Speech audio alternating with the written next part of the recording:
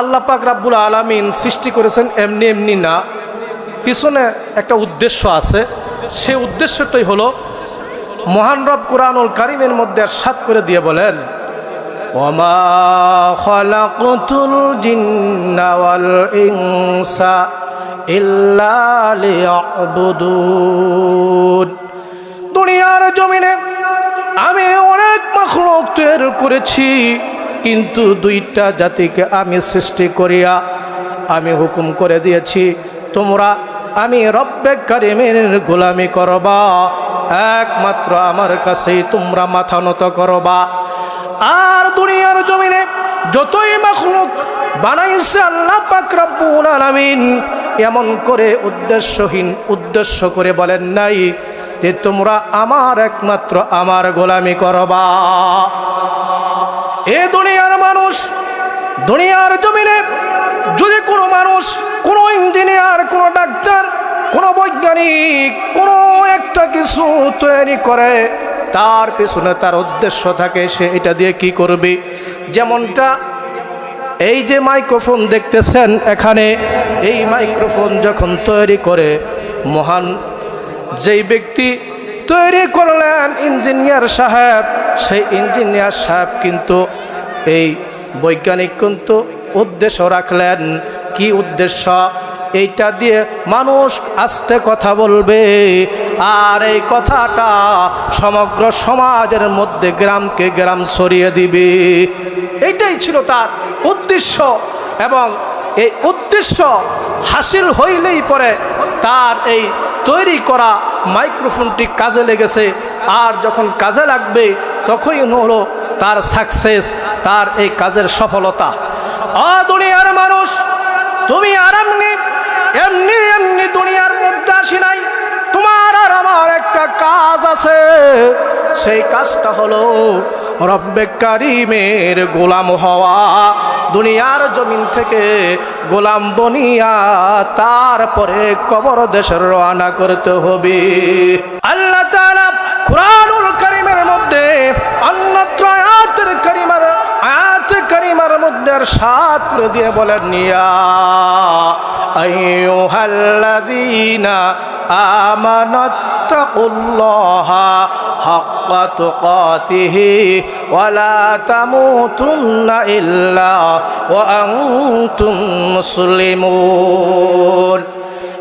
দুনিয়ার ঈমানদার মুসলমান, তোমাদেরকে ডাক দিয়ে বলতেছি, আল্লাহ তাআলা এখানে কাফের, বেঈমান, মুশরিক, মুনাফিক এদেরকে ডাক দিয়া বলেন নাই আমরা মুসলমান, আমরা তো সবাই মুসলমান, আমরা দাবি করি, কিন্তু এই যে ইমানদার মুসলমান, এই ইমানদার মুসলমানকেই আবার কেন আল্লাহ তাআলা ডাক দিয়ে বললেন, ও দুনিয়ার মুসলমান ইমানদার, তোমরা কিন্তু মুসলমান না হইয়া কবরে আসিও না, আর আমি আল্লাহকে তোমরা ভয় করো। তাহলে বোঝা যায় মুসলমান আমরা আসলে প্রকৃত মুসলমান হইতে গেলে আমার আর আপনার যা কিছু করা লাগবে সেই বিষয়টা যদি আমি আর আপনি আমার জীবনের মধ্যে আমি ফিতনা করতে পারি, ও মুসলমান ইমানদার, তুমি ইমানদার হইবা বটে, আসলে প্রকৃত মুসলমান হইতে পারবা না। আর যদি মুসলমান না হইতে পারো তাহলে জানিয়া রাখিও, তোমাদেরকে আমি সতর্ক করে দিচ্ছি, আমি তোমাদেরকে সতর্ক করে দিচ্ছি, তোমরা কিন্তু কবরে আসলে পরে তোমাদের জন্য চরম বিপদ আর বিপদ। বলেন তো দেখি, কবরের যে বিপদ, এই বিপদ কি? এটার সাথে এই বিপদের সঙ্গে আমরা মোকাবিলা করতে পারবো কি? আমরা নিশ্চয় এই কথা বলতে বাধ্য হইব যে কখনোই সম্ভব না যে কবরের বিপদের সাথে মোকাবিলা করতে পারব। কারণ আল্লাহ তাআলা যেই বিপদ দিবে, এই বিপদ আমার আর আপনার দ্বারা কখনোই সম্ভব না। এটার সম্মুখীন হওয়া আল্লাহ পাক রব্বুল আলামিন এই কারণেই আপনাকে আর আমাকে সতর্ক করে দিয়ে বললেন, ও ঈমানদার, তোমরা কিন্তু খাঁটি মুসলমান না হইয়া কবরে আসিও না। এই যে আজকের মাহফিলটা কবরবাসীদের উদ্দেশ্যেই কিন্তু এরা করেছে, কারণ কবরবাসীদের উদ্দেশ্য করিয়া তাদের নাজাতের চিন্তা করেছে। এটা বড় মহান উদ্দেশ্য, কারণ কবরের মধ্যে তারা আমাদের জন্য আমাদের দিকে তাকায় থাকে। কবরবাসীরা তাদের আওলাদের দিকে তাকায় থাকে যে তারা আমাদের জন্য একটু হাদিয়া উপটোকন পাঠায় কিনা। এই হাদিয়া দিয়ে তারা কবরের আযাবকে লাঘব করবে। আমি ধন্যবাদ জানাই তাদেরকে যারা এত সুন্দর একটি আয়োজন করেছেন। উদ্দেশ্য আপনাদের এই কবরবাসীদেরকে যেন এটা এই মাহফিলের দ্বারা যেন আল্লাহ পাক রব্বুল আলামিন কবরবাসীদেরকে মাফ করে দেন, এটাই হলো আপনাদের উদ্দেশ্য। আল্লাহ পাক রব্বুল আলামিন কবরের মধ্যে এত এত আযাব দিবে, যেহেতু এটা কবরবাসীদের জন্য মাহফিল করেছেন, কবরে কেমন আযাব হবে এজন্য একটি দৃষ্টান্ত আমি আপনাদেরকে দিয়ে যাই। কবরের মধ্যে এমন আযাব দিবে আল্লাহ পাক রব্বুল আলামিন যা আমরা সহ্য করতে পারবো না। রশিদ আহমদ গাঙ্গুহি রহমতুল্লাহি আলাই তিনি একদিন তিনার জীবনের মধ্য থেকে একটি ইতিহাস আমাদের মধ্যে রেখে গিয়েছেন। একটি কিতাব, সেই কিতাবটার নাম হলো চোখে দেখা কবরের আযাব। এই কিতাবের মধ্যে দেখবেন লেখা আছে রশিদ আহমদ গাঙ্গুহি তিনি নিজ চোখে কবরের আযাব দেখেছিলেন। রশিদ আহমদ গাঙ্গুহি কান্না করতে করতে সেই দিন থেকে এত কান্না করেছেন, কান্নার কারণে তার দুটি চোখ অন্ধ হয়ে গেছে। এইবার জিজ্ঞাসা করতেছে তার ভক্তবিন্দু সকলে, ও হুজুর, আপনি কবরের আযাবের ভয়ে এত কান্না করতেছেন, কান্না করতে করতে আপনার দুইটি চোখ অন্ধ হইয়া গেছে, আপনি কি কখনো কবরের আযাব দেখেছেন কিনা?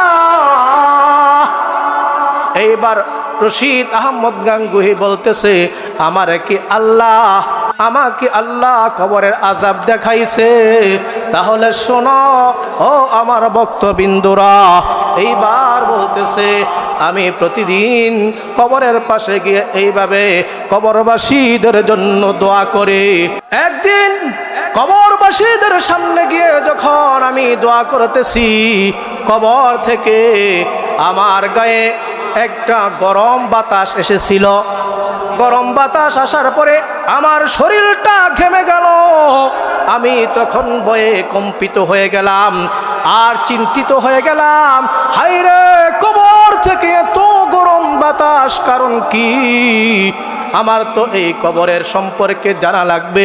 এমন টাইমে আল্লাহ তাআলার কাছে দুইখানা হাত তুলিয়া আর্তনাদ করলেন, দোয়া করলেন, আল্লাহ গো, আমি আজকে এই কবরের মধ্যে কি হইতেছে আমি এই দুই চোখে স্বচক্ষে দেখতে চাই, আমার বাতিনি চোখ দিয়ে দেখার তৌফিক দিয়ে দেন। আল্লাহু আকবার। এইবার আল্লাহ তাআলা রশিদ আহমদ গাঙ্গুহির প্রার্থনা শুনিয়া আল্লাহ পাক রব্বুল আলামিন তার কাশপ খুলে দিলেন, বাতিনি চোখ খুলে দিলেন। চোখ খুলে দেওয়ার পরে তিনি দেখতেছেন এমন কবরের মধ্যে আযাব হইতেছে, কবরের মধ্যে এমন আযাব হইতেছে। আসলে কবরটা এমন আযাবে, এমন কষ্টের মধ্যে কবরটা পড়ে রয়েছে। লোকটা সাপ আর সাপ গিজ গিজ করতেছে। একটা সাপ তার নাকের ফুটা দিয়ে ঢুকতেছে, আরেকটি সাপ অন্য নাকের ফুটা দিয়ে মাথার মগজগুলিকে মুখে নিয়ে বের হইতেছে। আর সাপগুলি তার সমস্ত শরীর পেঁচিয়ে পেঁচিয়ে এমন জোরে কষা দিতেছে যার ফলে প্রত্যেকটি হাড়গুলি মরমর মরমর করে এইভাবে ভাঙতে শুরু হইল। ও দুনিয়ার মানুষ, কবরের আযাব বড় কঠিন, কবরের আযাব বড় কঠিন। এই জন্য দেখবেন একজন কবি একটি গজল গেয়েছিলেন, গান গেয়েছিলেন, আমরা সকলেই শুনি। অনেক সময় ফজরের আজানের আগেও শোনা যায়, ইউটিউবে শোনা যায়, ফেসবুকে শোনা যায়, ইত্যাদি ইত্যাদি সময়ে শোনা যায়। তিনি বলেন, ওই কবি বলেন, জাহান্নামের আগুন মাবুদ সইতে পারব না,